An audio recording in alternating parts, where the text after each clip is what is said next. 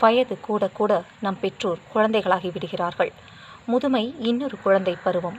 சொன்னது மறக்கும், சொன்னதையே திரும்ப சொல்ல வைக்கும். நிறைய பேச வைக்கும், பேசாமல் அடம் பிடிக்கவும் வைக்கும். உணவின் மீது பிரியம், அதீத வெறுப்பு இரண்டும் வரும். நோய் கூடும், கூடியதைப் போல காட்டிக்கொள்ள தோன்றும்.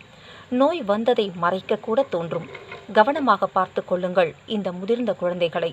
உங்களை வளர்த்தோரை நீங்கள் வளர்க்க இது ஒரு கிடைக்காத வாய்ப்பு. அமர்ந்து பழங்கதைகள் பேசுங்கள். பிடித்தவற்றை தேடிச் செய்யுங்கள். வாங்கிக் கொடுங்கள். நான் இருக்கிறேன் என்ற பாதுகாப்பு உணர்வை கொடுங்கள். எதிர்காலம் குறித்து இறுதி காலம் குறித்தும் பயம் வர விடாதீர்கள். எக்காரணம் கொண்டும் யாரிடத்திலும் அவர்களை விட்டு கொடுக்காதீர்கள். எங்கும் விட்டு விடாதீர்கள். எது எப்படியோ இந்த தாய் தகப்பன் வழிதானே நாம் வந்தோம். அந்த நன்றி மறவாமை வேண்டும். பத்திரமாக பார்த்து கொள்ளுங்கள் முதிர்ந்த குழந்தைகளை. காலங்கடந்த பச்சாதாபத்திலும் கண்ணீரிலும் எந்த பயனும் இல்லை. இது காலத்தின் கட்டாயம். நன்றி.